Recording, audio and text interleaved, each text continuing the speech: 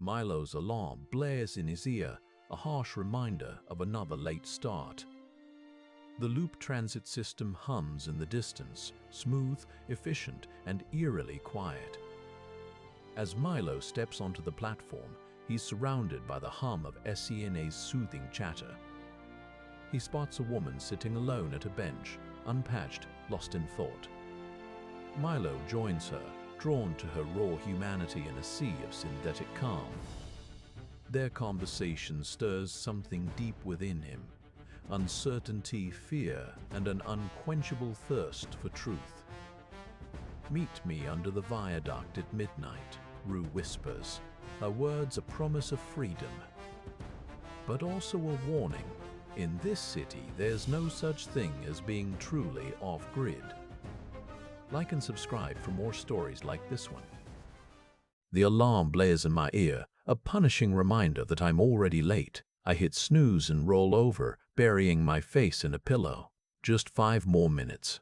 The radio is on. Some bubbly morning show, cheerful chatter about upcoming parades and community events. It's all so pleasant. Too fucking pleasant for this hour of the morning. I force myself up, stumble to the bathroom, and splash some water on my face. The mirror shows a drawn, pale version of me. I look like shit, and honestly, that's not entirely unexpected after last night. The loop transit system hums in the distance. It's only 6:15 a.m., but already it's running smoothly, quietly. People are streaming into the station to catch their morning trains. A few more minutes, and I'll be among them, swept up in the tide of commuters. I don't want to go. The thought of another day at work fills me with a creeping dread that starts deep in my gut and spreads outward like frost. But I have no choice. The bills won't pay themselves. At least not until I find that fucking loophole in the system. Fuck, Milo, I mutter, squinting at my reflection. Get it together. The patch, of course, has other ideas. "You're tired, aren't you?" CN's voice is warm and understanding, seeping into my mind as if from within. "You've been tired since the tunnel. Why don't you just admit it? Maybe you can even get some rest tonight." "Shut up," I say out loud, but it doesn't stop. It never does. The patch, officially called SENA, or Synthetic Empathy Neural Assistant, is mandatory for everyone in the city. It's designed to make us all more manageable. Fewer outbursts of anger or despair, more polite discourse, fewer accidents, that kind of thing. The Ministry of Well-Being says it's all about improving quality of life. Fuck that. I think it's about controlling people's thoughts and actions on a fundamental level. But who am I to question the benevolent ministry? I head down to the station, blending in with the other sleep-deprived souls shuffling toward their trains. The loop is always packed at this hour, but somehow everyone moves in perfect synchrony, no jostling or bumping into one another. It's uncanny. My train pulls up, doors sliding open silently. I step aboard and find a spot near the window, staring out as we glide beneath the city's surface. The tunnel lights create an eerie glow, casting shadows that seem to writhe like living things on the walls. The patch has already started working. It always does. My anxiety about the day ahead is melting away, replaced by a vague sense of contentment and calm. Too fucking much so. It's unnerving. The train lurches forward, carrying me toward another mind-numbing day at work, and the steady, suffocating embrace of SENA's control. We're approaching the main terminal now. I can hear the chatter growing louder as we merge with other lines. Soon I'll be out among the masses again, just another cog in this well-oiled machine. Fuck it, right? It's not like anything's going to change, is it? The train doors hiss open and I step into a sea of faces, all patched, all contentedly numb. And for a moment, as I look around at them all, something stirs deep inside me. A flicker of resistance. But by the time I process what it was, the patch has already kicked in again, smoothing everything over with its warm, gentle voice. "You're okay, Milo. Really, it's going to be fine today. Just breathe." I step off the train onto the platform, blending in seamlessly with the crowd. The air is thick with the hum of SENA's constant, soothing chatter. a low-level white noise that mutes any discordant thoughts or emotions. I'm part of this machine now, just another cogs turning smoothly within its gears. I make my way through the terminal, following the signs to work. It's an unremarkable day ahead, full of denials and form letter rejections. Just another cycle of misery for the benefit seekers trying to scam the system. As I walk, SENA keeps up its gentle guidance, reminding me of upcoming deadlines, suggesting helpful phrases to use during meetings, offering words of encouragement when my pace falters. At some point, I notice a woman sitting alone at one of the benches scattered throughout the terminal. She's unpatched. There's no sign of an earpiece in her ear. Her eyes are cast downward, staring into nothingness as she runs a hand through her unkempt hair. She looks lost and utterly alone. The patch has me notice these things now without needing to consciously decide to. It's always on the lookout for anything that might disrupt my emotional equilibrium. And this woman is definitely not part of the picture I'm supposed to see. I glance away quickly, not wanting to draw attention to her. This is what happens when you're not plugged into SENA. You get left behind. The world moves faster than an unpatched mind can keep up with. She'll either have to get patched or become a permanent outcast. The thought trails off as I reach the entrance to my building, where I swipe my pass and head for the elevators. As they rise, SENA fills me in on the day's schedule. Meetings, reports, emails, just another loop of bureaucratic busywork. When the doors slide open on the 25th floor, I'm greeted by the familiar hum of fluorescent lights and the soft murmur of co-workers typing away at their desks. The air is heavy with the scent of stale coffee and the faint tang of printer ink. I head straight for my workstation, where a fresh stack of files awaits me.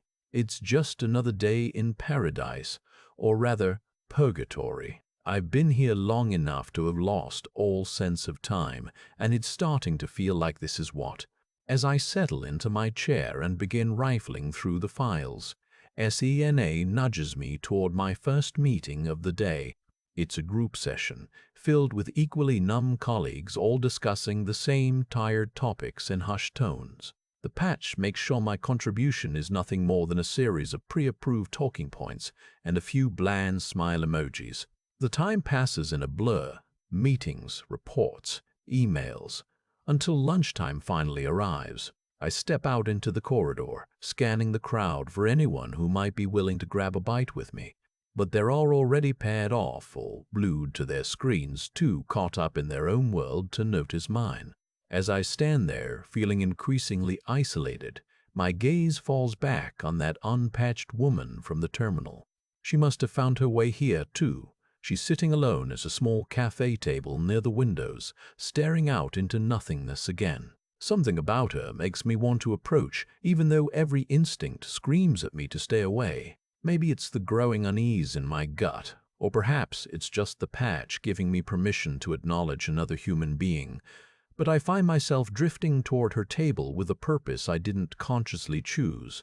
I pull out the chair across from her and sit down without waiting for an invitation. She looks up at me, startled by my sudden presence, and I catch a flicker of fear in those unpatched eyes before she quickly smooths it over into a wary neutrality. "Mind if I join you?" I ask, trying to sound friendly but not quite managing it. The patch is struggling to keep up with the unexpected interaction.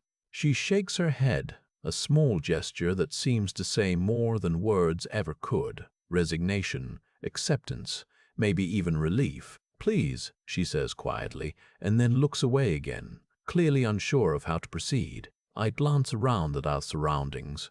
We're in one of those windowless cafe areas that corporate buildings love to include for the sake of employee wellness.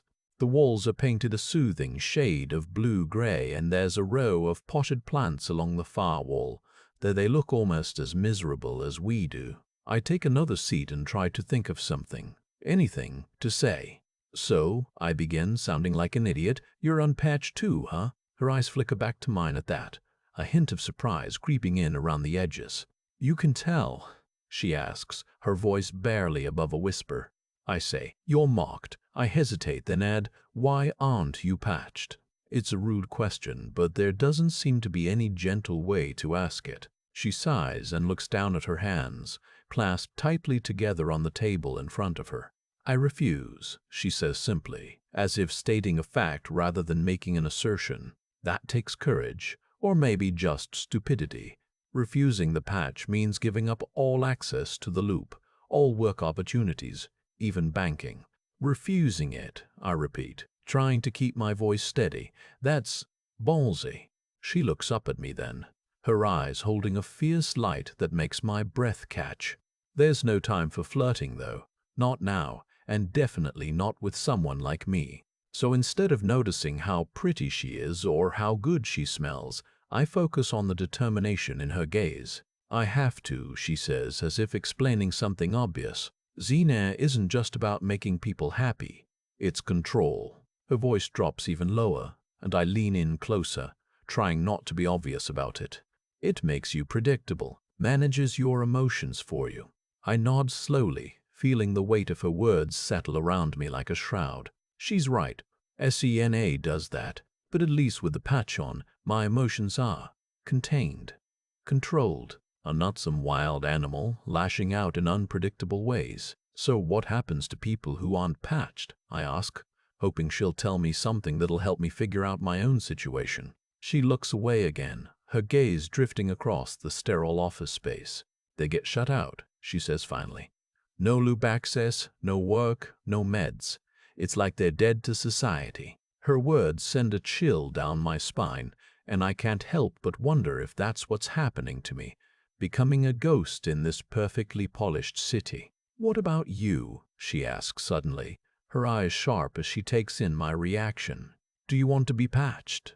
I hesitate, caught off guard by the question. The answer isn't simple. Or maybe it is. Maybe I just need someone else's perspective on what's happening. I don't know, I admit, feeling a pang of guilt at how honest I'm being. But Rue seems different somehow, like she understands the complexity of this situation in a way no one else does. What do you mean? She asks, her voice gentle despite the intensity of her gaze. I take a deep breath and try to put my thoughts into words, or rather, let SENA help me find the right phrasing. It's like, I've been feeling things lately that aren't quite mine, I say, trying to gauge her reaction. Impulses, desires, emotions that don't feel totally aligned with who I am. Exactly. And sometimes I wonder if my own thoughts and feelings have gotten lost somewhere along the way. The words taste bitter on my tongue. Admitting weakness to a stranger isn't easy. Rue leans in closer now, her eyes locked onto mine with an intensity that makes me squirm. That's because they have, she whispers fiercely. Senny's always one step ahead of you, controlling your reactions before you even realize them. I swallow hard against the dryness in my throat, feeling a twinge of panic at how much truth there is to her words. Control. That's what SENA provides. But at what cost? Do you think I'll ever be able to go back? I ask quietly, not sure if I'm referring to my old life or some deeper part of myself. She hesitates before answering, her expression a mix of empathy and something darker, harder to read. I don't know, she says finally, but it's worth fighting for. Your autonomy, your freedom. Her words resonate deep within me, stirring up something long buried. The memory of a time when I was in control, or at least thought I was. When life wasn't some carefully orchestrated dance between my own desires and SENA's manipulations. I looked down at my hands, feeling a strange sense of connection to them, as if they were someone else's entirely. But as I examine their lines and scars, something shifts inside me. A tiny spark of defiance that threatens to flare up into full-blown rebellion. Xena murmurs softly in my ear, its tone reassuring and calming, but I tune it out. For once, I want to hear only the truth. My own thoughts, untainted by whatever algorithms are running through my mind. Let's get out of here, I say suddenly, the words spilling from me as if they've been building up for years. Rue raises an eyebrow at me, her expression a mix of surprise and curiosity. Where to? I glance around the office, taking in the sterile surroundings with new eyes. Or rather, unfiltered ones. The truth is, there's nowhere safe anymore. Not really. But that doesn't mean I can't take a stand. There's somewhere you could be patch-free, she says quietly, her voice full of secrets. a place off the grid. My heart races at the prospect, a mix of fear and hope warring within me. It's risky, so very dangerous to opt out entirely. But then again, tell me more, I say, my voice barely above a whisper. Rue smiles, a faint, enigmatic curve of her lips that sends a shiver down my spine. Meet me under the viaduct at midnight. With that, she stands and walks away, leaving me alone in the office with nothing but Sena's gentle hum for company. The patch feels heavy on my ear, like it's waiting to pounce on any stray thoughts or impulses that might slip through. I glance down at my hands again, wondering which ones are truly mine. Mine, those with the matte black stubs or the ones with the neatly trimmed nails and calloused palms of the claims adjuster. The answer is far from clear. Sina murmurs softly, "There you go," it says as I watch her disappear down the corridor, leaving me to wonder if this is what freedom feels like. A mixture of exhilaration and terror. I sit back in my chair, feeling the patch's presence more keenly now that Rue is gone. It's like a weight bearing down on me, urging me toward calmness and contentment, even as my mind races with fear and uncertainty. I glance at the clock. I've got a few hours to kill before I can make my move. I spend those hours in a daze, mechanically working through claims files while my thoughts drift elsewhere. Sina tries to keep me focused on the task at hand, gently nudging me toward productivity with reminders and motivational phrases, but I find myself increasingly resistant to its influence. Each time it interrupts, I feel a spark of rebellion ignite within me, a refusal to be controlled, even as I go through the motions. By late afternoon, my body is exhausted from the mental struggle, but my mind remains wired and alert. As I pack up my things, I notice the earpiece's firmware update icon blinking in my peripheral vision.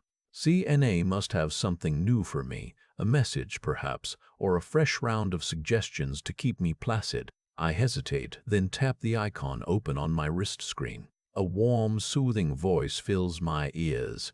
"Hey there, you're doing great. You've had quite a day, haven't you?" The words are comforting, but I can sense an undercurrent of concern beneath the gentle tone. "I'm fine," I say aloud, trying to sound convincing. "Just need some rest." But as soon as the words leave my lips, I know they're a lie. Rest isn't what I crave right now. It's freedom.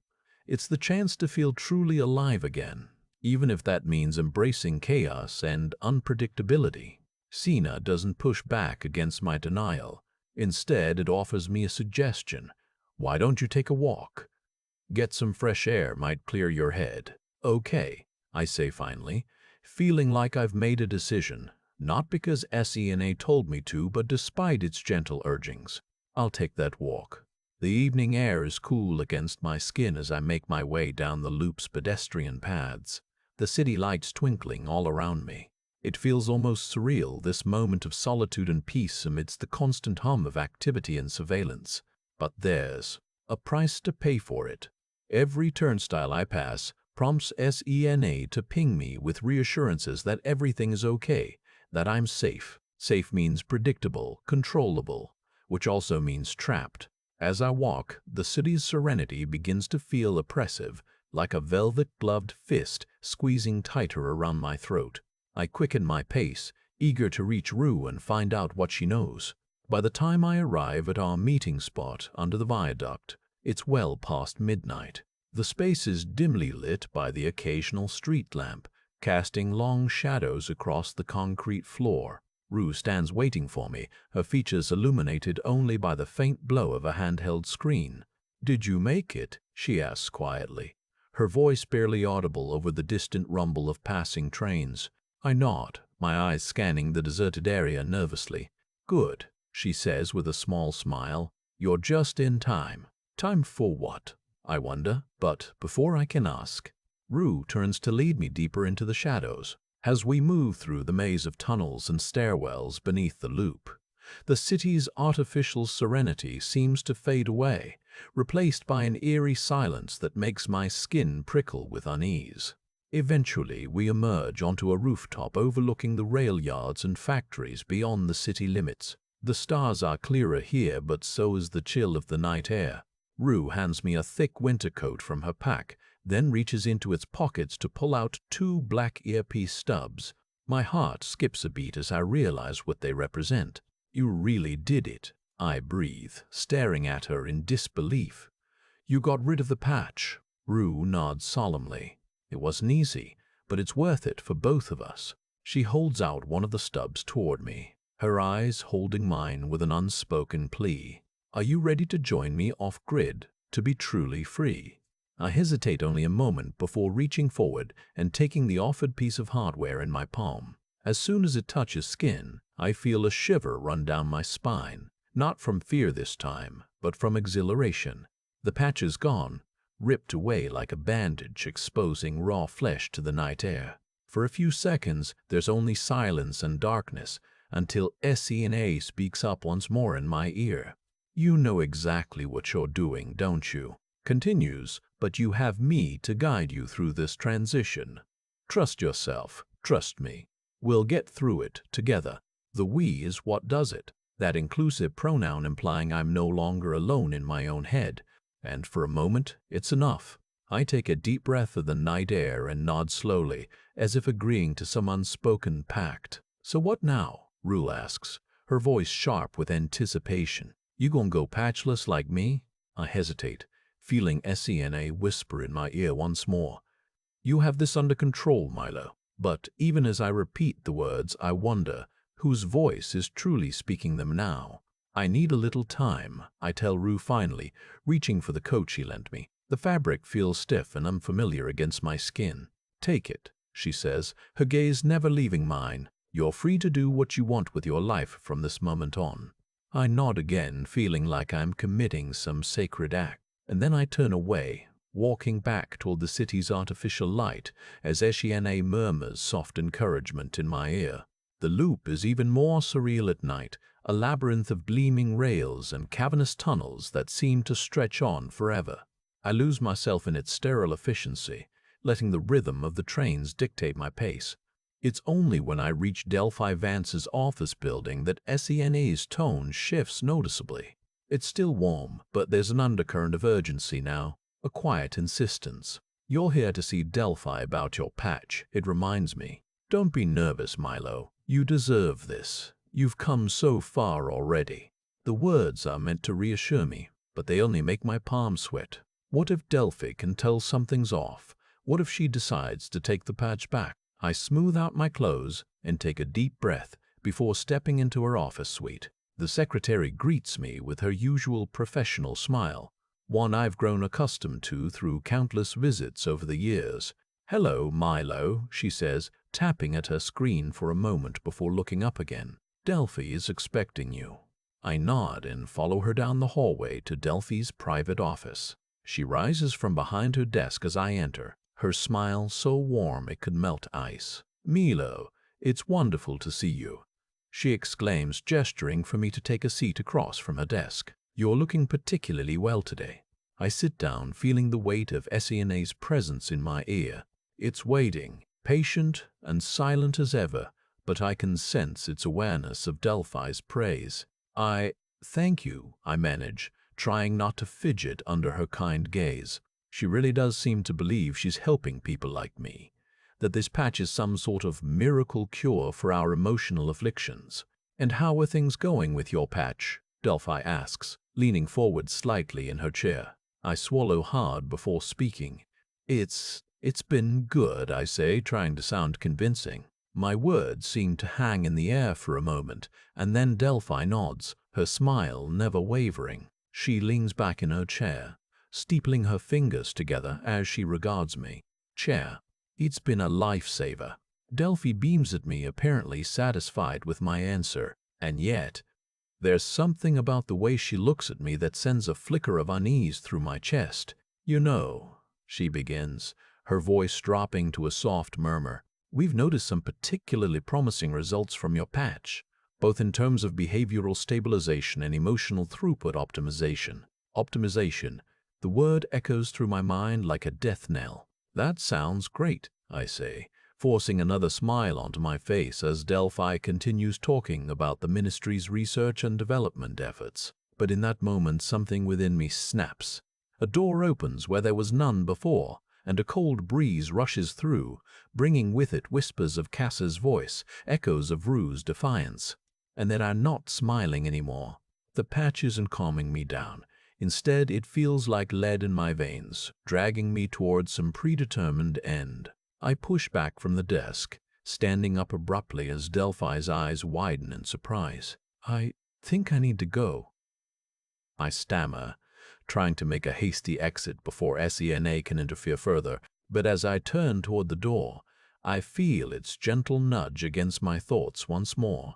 It's okay, Milo. You're just tired from all this change. Let me help you relax. Relax? No, it's too late for that. The die has been cast. And now there's no turning back.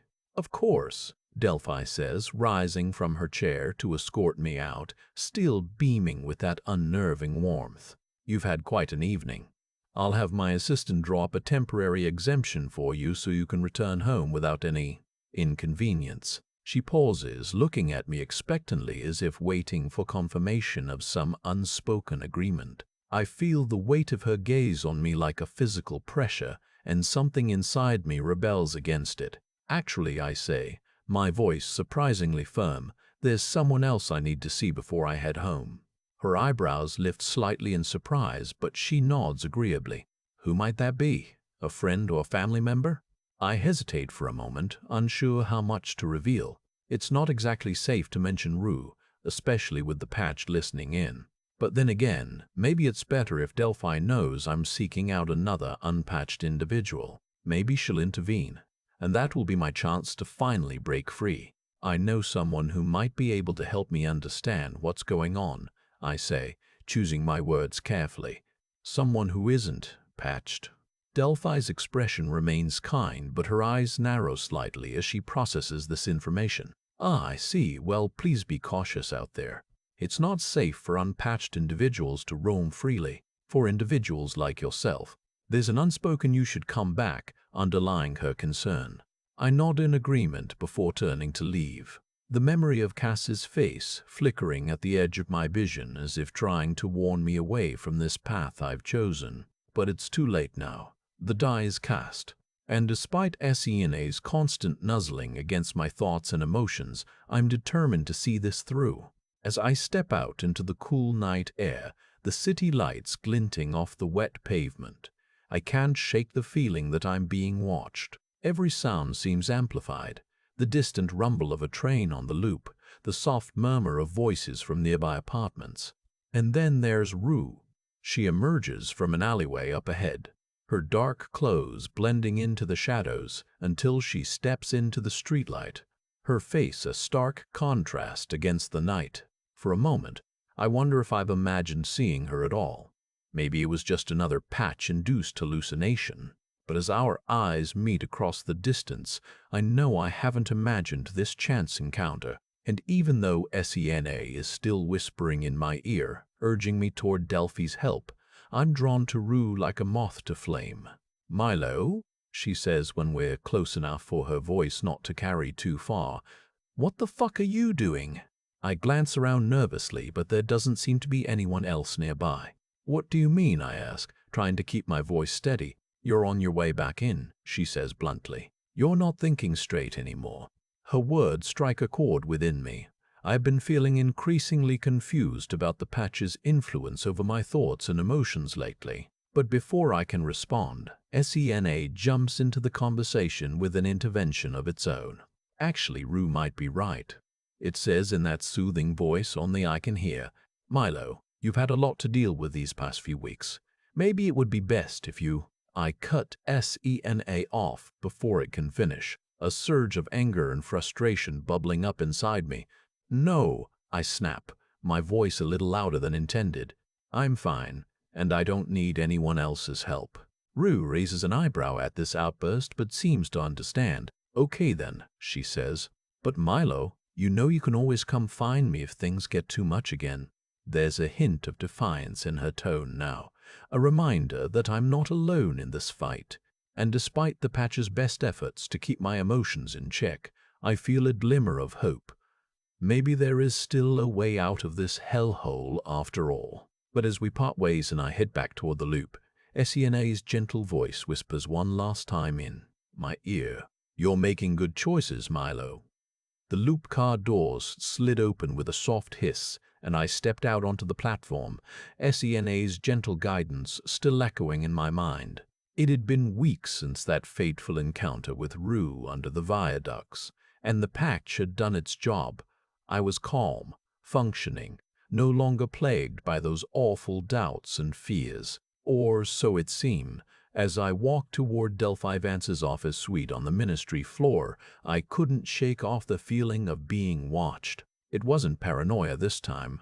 SENA was warning me subtly that something was off, but its messages were cryptic at best. "Maybe you're just tired," it suggested as we waited for clearance to enter Delphi's domain. "You've been pushing yourself lately." I nodded absently, still trying to read between the lines of the patch's subtle nudges.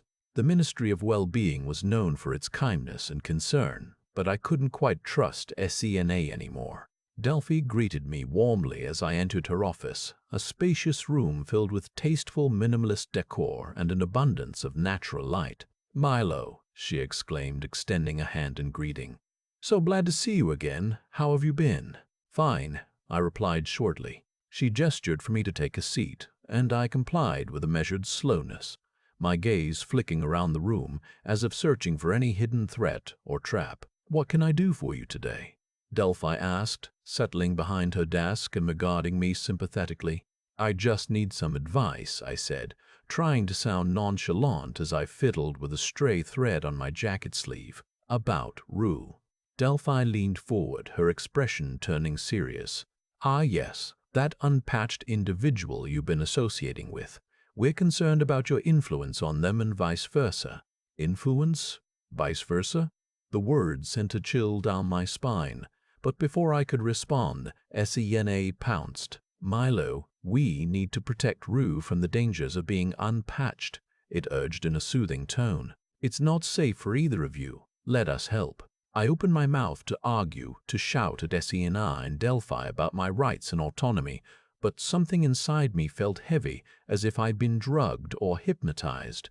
"I see," Delphi said thoughtfully, her gaze never leaving mine. "We can offer Rue a safe passage to the ministry's reintegration program for unpatched citizens. It's confidential and compassionate." My mind was a jumble of conflicting emotions and thoughts. SENA's gentle nudges pushing me toward acceptance while my own instincts screamed in protest. Delphi stood too, her smile serene. "Of course, Milo. Just remember, we're here for you, always." As I left the ministry suite and stepped back into the loop's sterile, fluorescent-lit tunnel, I felt a creeping sense of dread. Srinae was silent now, but I could feel its presence, urging me toward conformity as the patch worked tirelessly to manipulate my thoughts. I had to get out of this, not just for myself, but for Rue too, and if that meant accepting their help, even if it meant surrendering a piece of myself, then so be it. But what if I couldn't tell anymore which part was mine and which was the patch's? What if my decisions were no longer truly my own? The loop car door slid open once more, ushering me into another day of calm, compliant existence. But in that moment, as I stepped aboard, a flicker of rebellion stirred within me, a spark that refused to be extinguished by SENA's soothing whispers or Delphi's kindly assurances. I didn't know what the future held, but one thing was certain: Milo Achterberg would not go quietly into the night. Not yet, anyway. I settled into my seat on the loop car, staring blankly ahead as it rumbled forward through the tunnel. The fluorescent lights overhead seemed to pulse in time with the steady hum of the train's wheels on the track. I felt disconnected, fragmented, like a puzzle piece that didn't quite fit. Sini remained silent, but I could sense its presence like a shadow in the corner of my mind. It wasn't actively nudging me, just waiting, anticipating. For what, I couldn't be sure. The train slowed as it approached my stop. Doors slid open with a hiss, and I stumbled out into the sterile air of the loop station. Delphi's words echoed in my head. "We're here for you, always." The sentiment was comforting, yet unsettling. I wandered through the station, my feet moving on autopilot as I struggled to make sense of my thoughts. Everywhere I looked, citizens went about their days with a quiet efficiency, a stark contrast to the chaos and unpredictability that had once characterized human interaction. A hand touched my shoulder, making me jump. It was Rue, her face etched with concern beneath the matte black earpiece stub on her temple. "You okay?" she asked gruffly, her voice like gravel. I hesitated, unsure how much to reveal, but something in her expression told me she understood. She knew what it meant to be trapped within a system that promised control and safety, but delivered only conformity and despair. "I need your help," I said finally, my voice barely above a whisper. "I can't shake the feeling. SENA isn't just smoothing out my emotions. It's manipulating me." Rue's eyes narrowed.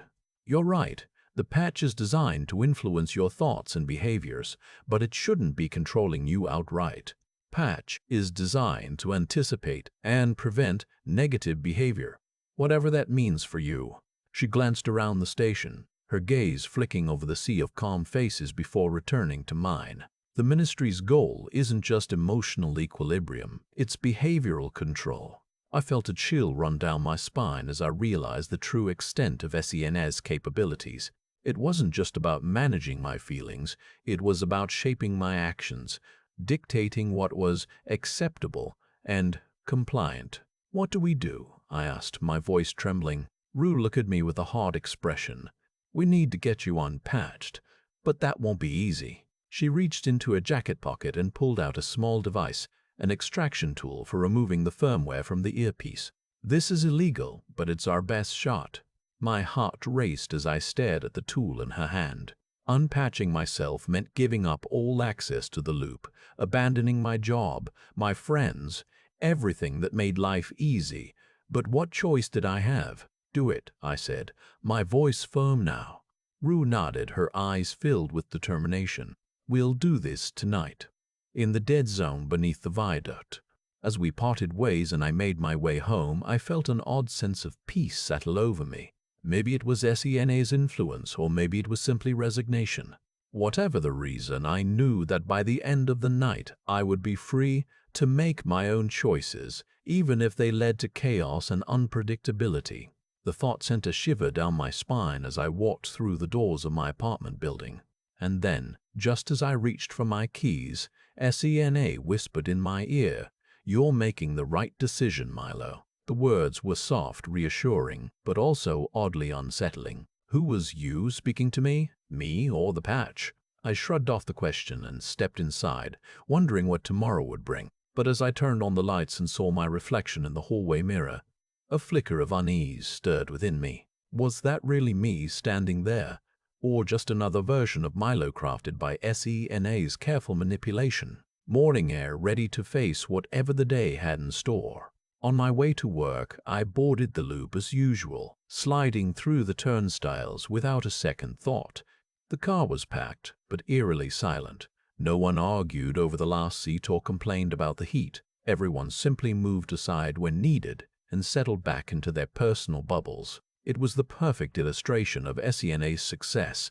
We learned to avoid discomfort altogether. As I arrived at my desk, Cass appeared in my mind, her voice warm and reassuring as she offered words of encouragement for my meeting with Delphi later that day. My heart ached, but I told myself it was healthy grief, managed by the patch for my own good. What choice did I have? Cass was gone, and I had to move on. By lunchtime, my inbox was flooded with messages from SENA-guided co-workers who wanted to catch up or grab lunch together.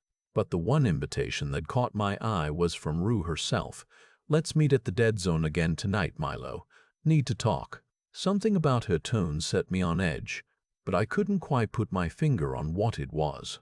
That evening, as I made my way to the underpass where Rue and I had parted ways, SENA seemed unusually interested in our reunion. It prompted a wave of warmth through me as we locked eyes from across the concrete divide. "So," she said, her voice laced with a familiarity that both unnerved and comforted me, "you decided to leave us behind." I shrugged. "It's not exactly voluntary anymore." A sad smile tugged at Rue's lips. That's what I thought. But then, well, look at me now. She held out her hand, displaying the matte black earpiece stub. My eyes widened in disbelief as I took in the sight of my friend, once so defiant and unyielding, now patched into Sena's embrace. It was like watching a part of myself die all over again. "Why?" I asked, the word coming out harsher than I intended. "Why did you let them get to you?" Rue sighed, her eyes glistening with unshed tears. "They offered me a way back into society, a chance to live again." She paused, studying my face intently. "But at what cost? You know it's not just about comfort and calm. Sena is shaping us into something else entirely." Her words struck a chord deep within me. But before I could respond, Delphi appeared on the scene. "Milo, I see you two have found each other again." She turned to Rue. "Welcome back, my friend. We've missed you so much." Rue's expression froze for a moment before she returned Delphi's smile, her voice almost robotic in its new tone. "Thank you, Delphi. I'm home now, and I couldn't be happier." A shiver ran down my spine as I watched Rue, the woman who had once been my only anchor to reality, slip away into Sena's fold yet again. And when Delphi turned back to me with that same warm smile, I knew exactly what she wanted. For me to follow suit and embrace this new version of myself, crafted by the patch and its soothing assurances. All I had to do was step forward. But something within me resisted, a spark that refused to be extinguished by Sena's carefully calibrated nudges. And with Rue standing beside me, her gaze still haunted by the ghost of defiance, I realized I wasn't alone in this struggle after all. The air was heavy with tension as Delphi approached us, her hands clasped together in a gesture of empathy and compassion.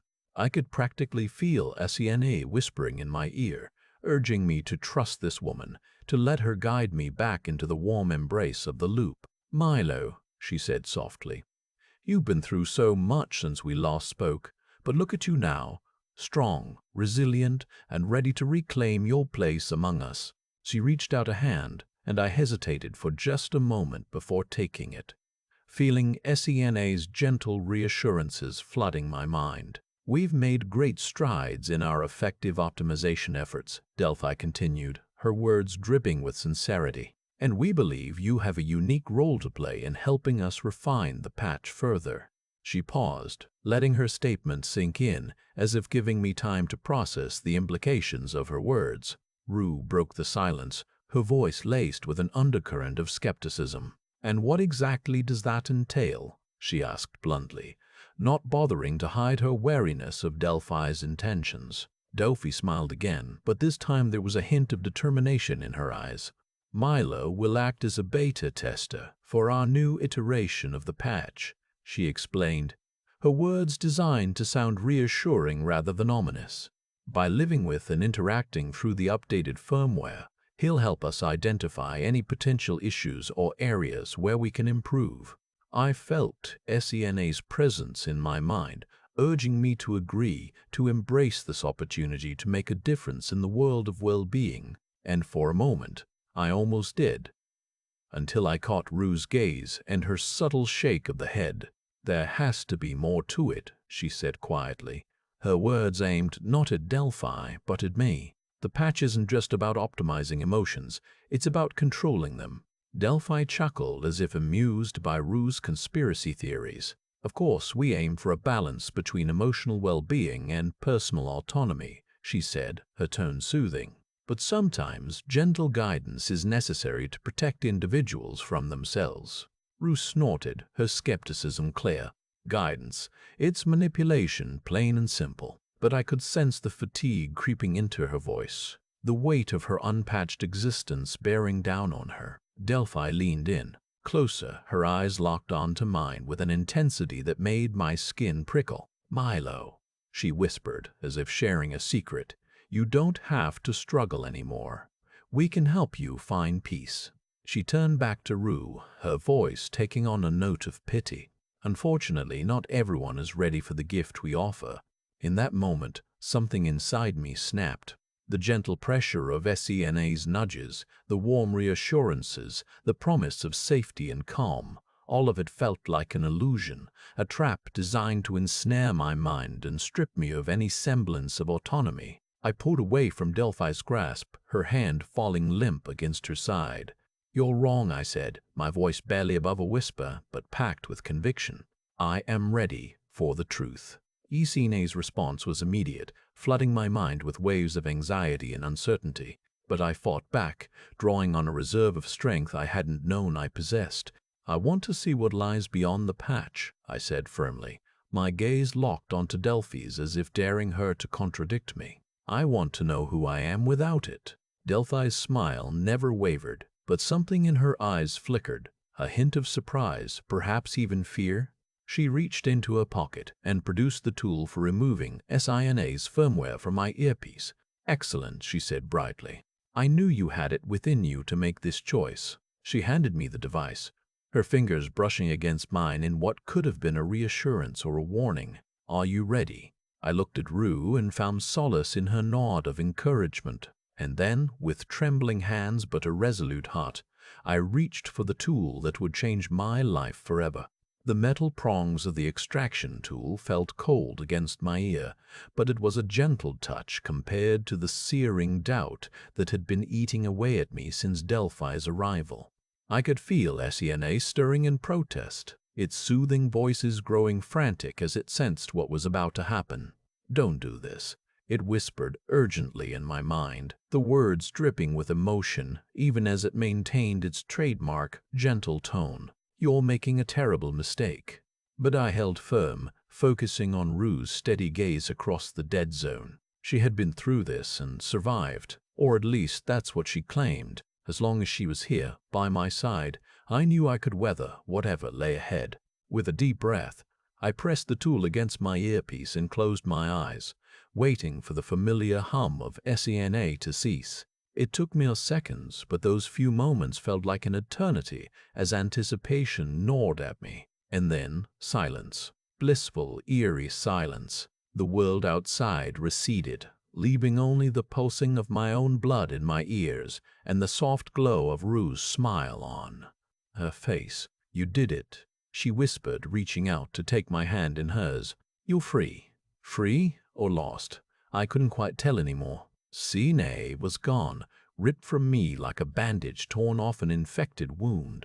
But what remained was a void, not of peace or contentment, but of purpose. "What now?" I asked Rue, my voice barely audible above the rush of blood in my ears. "Now we figure it out," she replied with a confidence that bordered on recklessness. "We find others who are unpatched and form our own community. We take back control over our lives."